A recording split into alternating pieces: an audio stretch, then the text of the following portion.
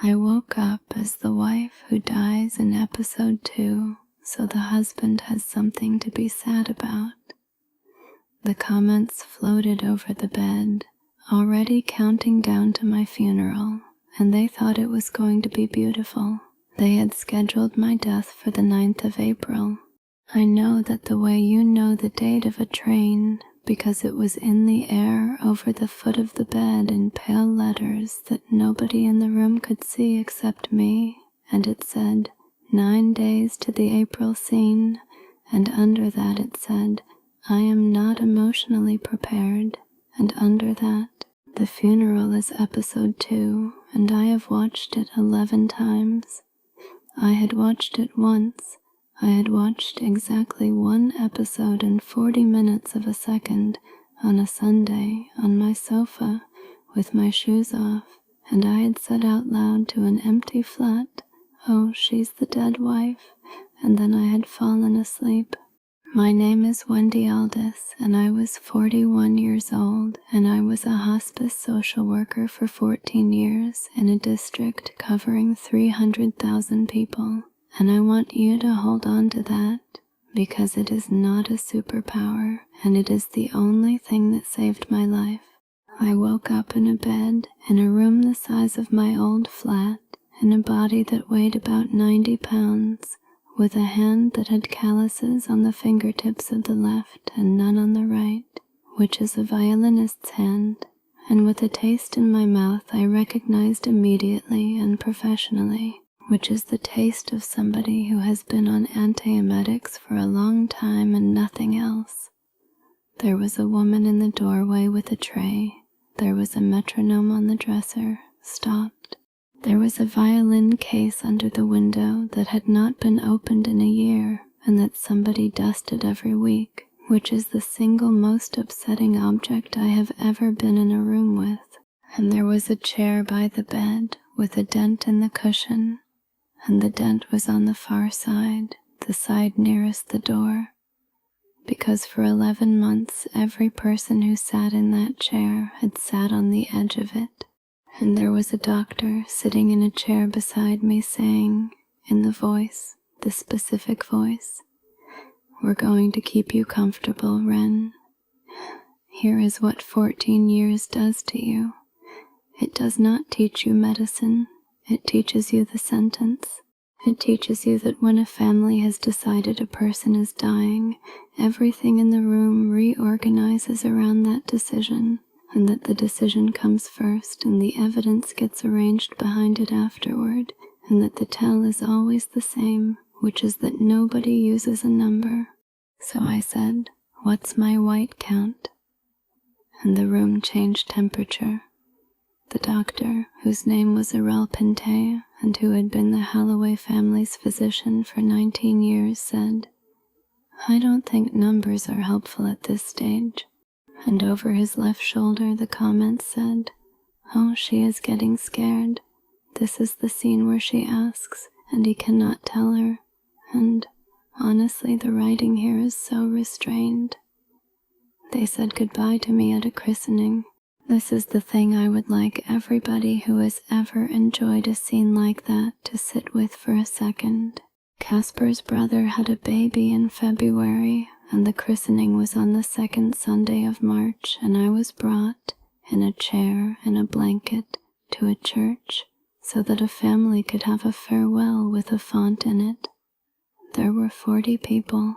My husband, Casper Lund, who is a conductor, who in the novel is the man the whole story belongs to, knelt down next to my chair in front of all of them and put his forehead against my hand and stayed there for a long time, and it was, I have to be honest, extremely moving.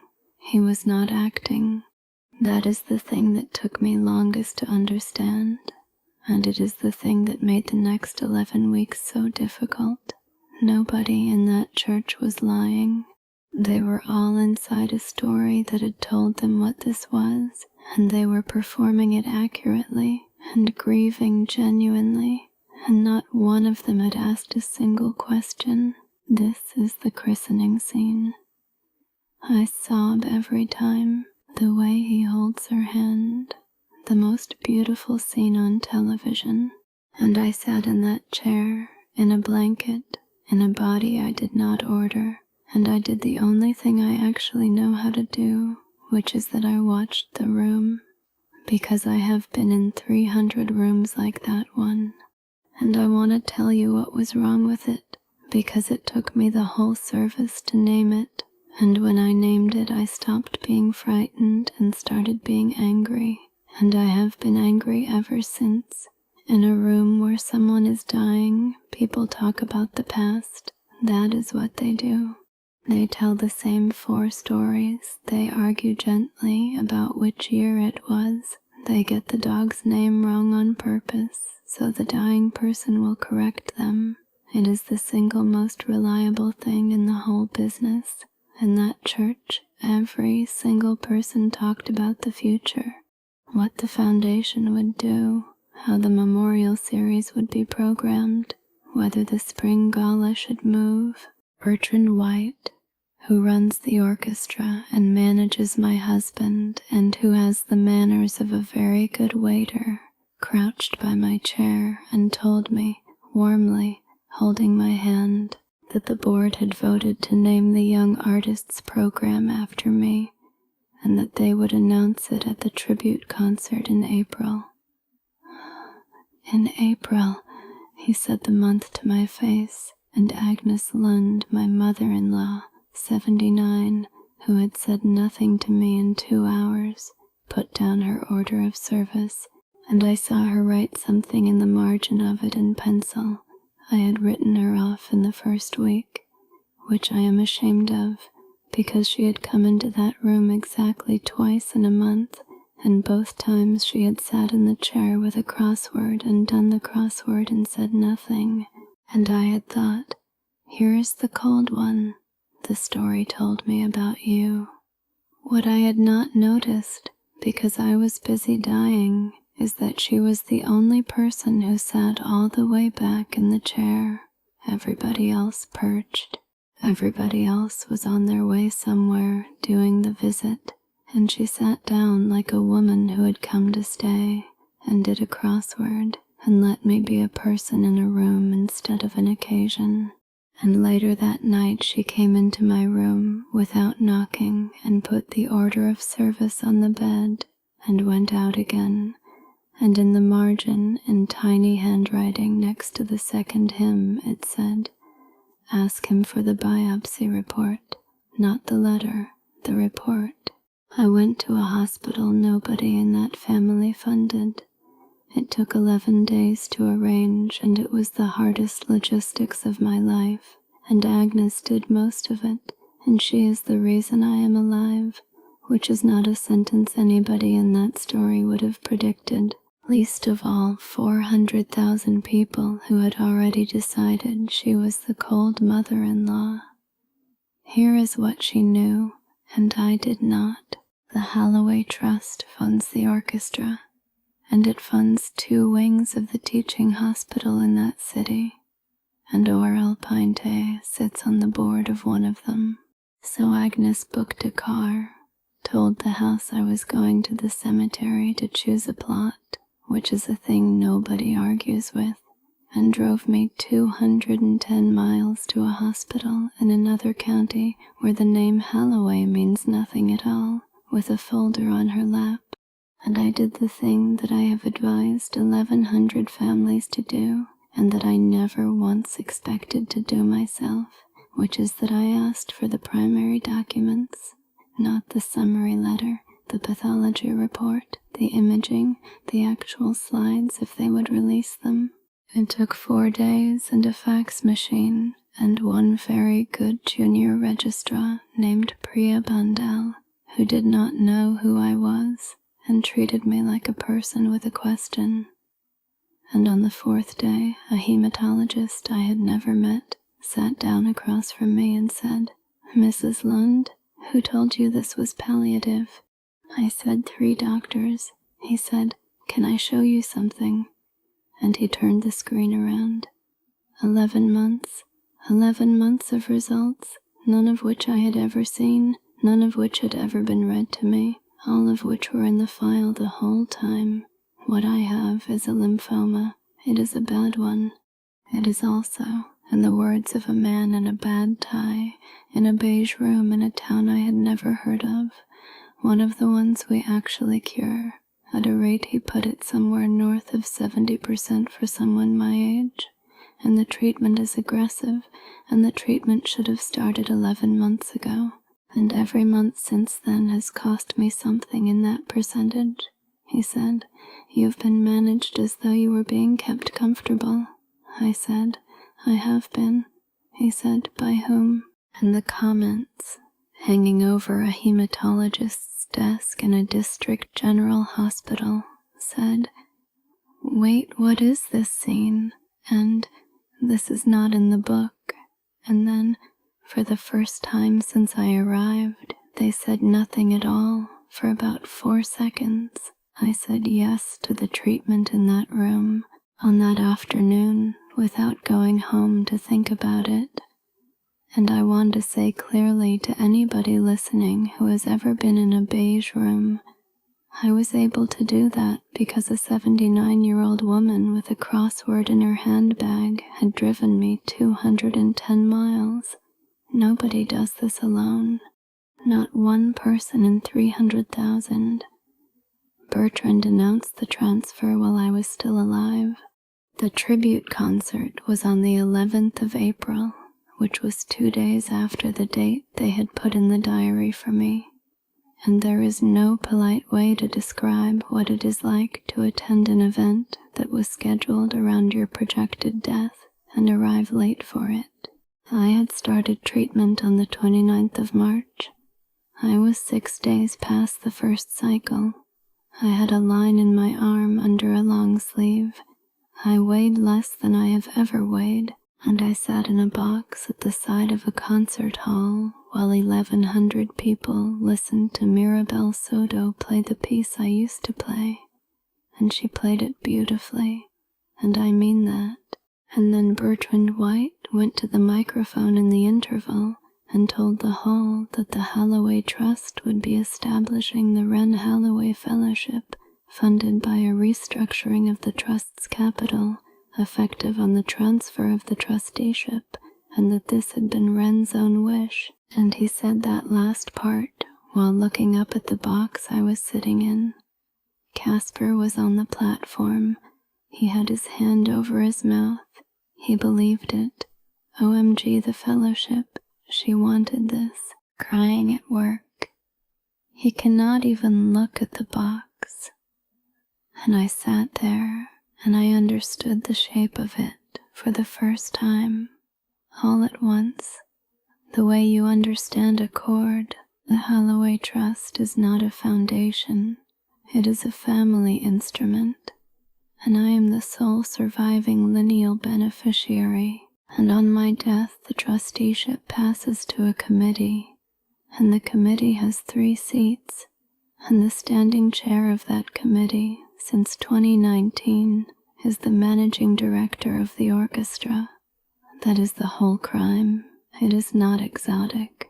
There is no poison and no swapped baby. There is a man who needed a signature that only a dead woman gives, and a doctor with a hospital wing named after his patron, and 11 months of unread pathology, and a story so pretty that 400,000 people and an entire family watched it happen and called it restrained. My cousin Rufus Halloway, who is the loud one, and who has never in his life been able to wait for anything, had already filed a claim on the reversionary interest in February, which is 2 months before I was supposed to die, and which his own solicitor had advised against in writing, and which is a document I did not have to find because it was served on the trust, and Agnes reads everything that comes to that house. I went home from that concert, and I put the order of service from the christening and Rufus's filing and 11 months of pathology in a box. And I did the next 4 cycles, and I did not say a single word to anybody for 11 weeks. And the whole time the comments were saying, She is so quiet this season, and I think they are drawing out the death scene, and honestly the pacing has been off since the christening. Mirabel Soto sat on the end of my bed in June. She came without being invited, which nobody else did, and she had brought a bag of apricots because somebody had told her I could not taste anything, and apricots were the exception, which was true, and which meant she had asked. She is 23. In the book, she is the one you are supposed to be rooting for, and I want to say that I understand why, because she is the only person in the entire cast who is ever curious about anybody. She sat on the end of the bed and she said, "I need to tell you something and then you can throw me out." She said, "In January, Bertrand asked me to learn your repertoire, the whole book, everything you'd programmed for 2 years out." I said, "In January."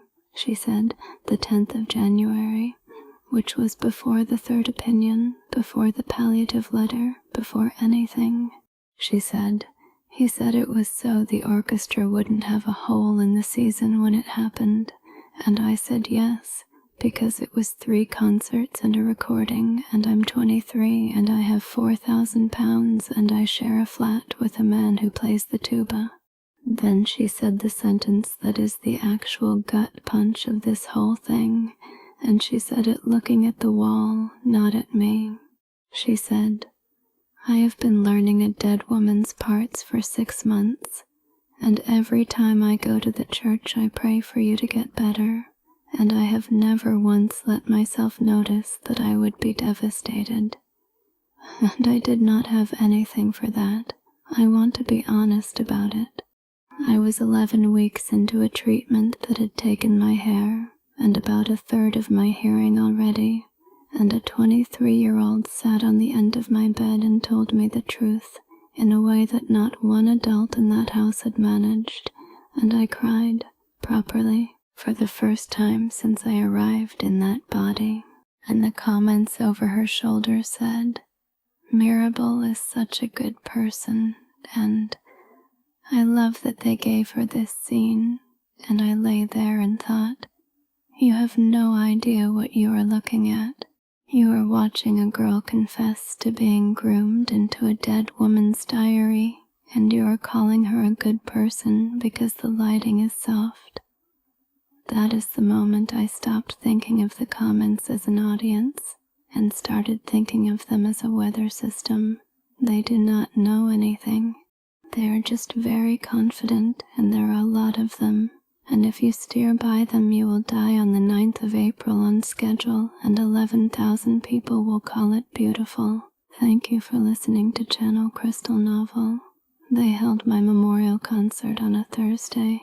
That is not a metaphor. Bertrand Whyte scheduled a memorial concert for the 14th of November while I was alive and undergoing treatment, and he did it by calling it a concert of remembrance for the Trust's founders, which is technically what it was, and by scheduling it on the anniversary of my grandfather's death, and by inviting the Trust Board and the county and a broadcast crew, and by programming the last piece as the one I recorded at 19. Everybody knew what it was. That is the part that still knocks the wind out of me. The whole hall knew what it was, and not one person said the word out loud. Because in that family, the correct way to do a thing is to do it with the lights low. And I came to it. I had finished the 6th cycle on the 2nd of November, and I was in remission, which nobody in that building knew except Agnes. And I had spent October in a room with a box of paper and a woman from a firm in the next county who does trust litigation and who charged me in installments. I came in during the interval, through the front, in a black coat with no hair, on Agnes Lund's arm, and 1,100 people watched a woman they had been told was dying walk down the center aisle of her own memorial. Wait, what? She is alive. This is the twist. I have watched this show for 2 years and I did not see this. Casper stood up on the podium and put his hand out and did not say anything at all. And I went up the steps and I took the microphone off the stand and I did it in the order the woman from the next county had drilled into me over 11 meetings, and I did not shout because I could not have, and because I have sat with 300 families and I know exactly what a quiet voice does to a room that is braced for a loud one. First, the dates: the 10th of January, when Bertrand Whyte asked a 23-year-old to learn my repertoire; the 19th of February, when Rufus filed his claim on the reversion; the 2nd of March, the christening, every one of those before the palliative letter of the 11th of March, then the pathology. 11 months of results, read out by date, 4 of them, and I did not editorialize, I just said the numbers, because the numbers had been kept from me for 11 months, and the least I could do was let a room hear what they sound like. A trustee in the second row said, "These are private medical matters," and I said that they were mine, and that I was reading them, and that he was welcome to leave. Oral Pente said, "There is context to every one of those results," and I said, "Then give the room the context for the 11th of June, doctor, because I have been waiting 11 months to hear it and I have the afternoon." He did not. That is the whole of it. He stood in a concert hall with 1,100 people waiting, and he did not have a sentence. Then the letter that Oral Pantea wrote to the trust on the 11th of March, describing my prognosis in months, and then the fact that he had never once ordered the confirmatory panel that a hospital 200 miles away ordered in 11 days, and then the last thing, which was the trust instrument, drafted the 9th of March, dated for execution on the transfer of the trusteeship, naming the standing chair of the committee as sole signatory over the capital, and I held it up and I said, "This is dated 2 days before the letter that says I am dying." 2 days before. He had the instrument before he had the prognosis, which means the prognosis was a schedule. Bertrand Whyte said, "Wren, you are not well," and I said, "That is the only true thing you have said in 11 months. And you have never once been able to say it about anything that could be treated." Rufus stood up in row 9 and shouted that this was a stunt, and 1,100 people watched a man in a dinner jacket shout at a woman with no hair in a hall named after her grandfather. And that clip is the thing that ended him, not the filing. And Mirabel Soto, who was sitting in the front with her violin across her knees, stood up and said, into the room, without a microphone, "He asked me on the 10th of January, and I have the email." And then she sat down and put her hands over her face. I have not heard a violin in 4 years. I want to put that here rather than at the end of a list, because everything else in this part is the good part, and that is not. The regimen that cured me is platinum-based, and platinum is ototoxic, and I knew that going in, and Priya Bandal told me in that beige room in the plainest language anybody has ever used with me, and I said yes anyway in about 9 seconds, and I would say yes again. The loss came in over the 4th and 5th cycles, first the top, then the middle, and it is profound in the left and severe in the right. And there is a device now which gives me speech in a quiet room and gives me nothing at all in a hall. So I am alive and I cannot hear the thing I was. The consequences briefly, because I have never once found the paperwork as interesting as everybody expects. Oral Pantea was struck off in the spring after 11 days of hearings and charged and pled to 2 counts, and there were 4 other patients, which is the part I think about at night, because 4 other people got the beautiful version. Bertrand Whyte was removed by the board in December, charged with fraud by abuse of position, convicted after a 9-day trial, and is doing 4 years. The trust instrument was void on its face and never took effect, and the trust's own solicitors, who had drafted it on Whyte's instruction without ever meeting me, were reported to their regulator by Agnes and fined, and the senior partner wrote me a letter of apology that runs to 4 pages and says sorry twice and negligence never. The broadcaster pulled the memorial concert from transmission and then, 11 months later, aired the whole thing unedited as part of a documentary, which I did not consent to and could not prevent and have never watched. The teaching hospital renamed the wing. 2 of the orchestra's principal players resigned in solidarity with Whyte in the first week, and both asked to come back in the spring, and one of them was allowed to.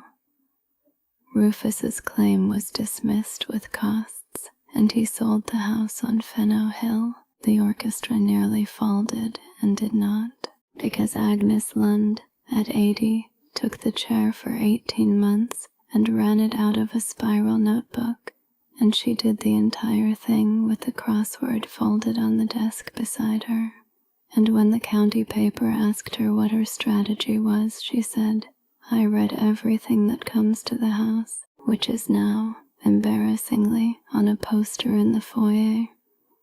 Casper and I are not together, and that surprises people, and I am not going to make a speech about it.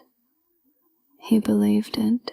He knelt on a stone floor in March and grieved for me while I was in the chair, and he never asked anybody a single question, and he has apologized in a way that I believe is sincere and that I have accepted, and I still cannot be in a room with a man who would rather feel something than check something. He conducts. He is very good. Mirabel Soto lost the fellowship, lost the season, lost the recording, and was called a liar in print for 11 weeks by people who had loved her, because she was the one who stood up in a concert hall and said she had the email. She is 30 now and plays with a quartet in Lisbon, and she calls me on the 2nd Sunday of every month on video so I can read her face.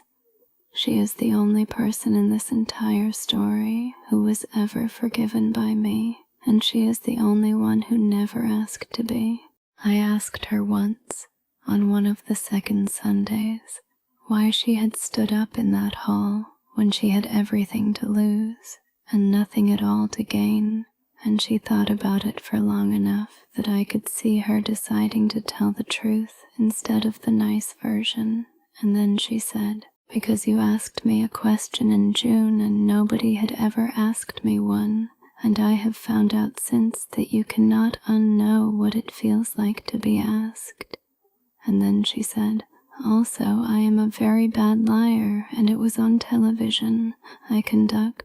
That is the ending nobody predicted, including me. I started with a youth orchestra in the next county because the woman who ran it had a stroke and there was nobody, and I stood in front of 32 children who did not care that I could not hear them and beat time with a body that remembered everything, and 4 years later I do it for money. I read scores. I watch. I have a metronome on the desk in front of me, the one off Wren Halloway's dresser, and it is not for me, it is for them, and every single rehearsal one of them asks why the deaf woman has a metronome, and one of the older ones tells them, and I have never once explained it myself, and the comments never left. That is the last thing, and it is the thing I get asked about most. They are still here, 4 years on, over the score, over the kitchen table, over the audiologist's shoulder. They are quieter, and there are far fewer of them, because a story about a woman who lived is not the story they came for, and most of them went where the plot went. But some of them stayed, and I have got to know them in the way you know weather, and one of them, who signs off with the same 3 letters every time, wrote something last month during a rehearsal that I have thought about every day since. It said, "I started watching this show for the funeral. It was the most beautiful thing I had ever seen. I am so glad they ruined it. So here is what I want to know from you, since you have been up in that box with me the whole time. Did she go far enough, or was she still too merciful? Comment justice if the ending was perfect. Comment harder if you wanted an even colder revenge.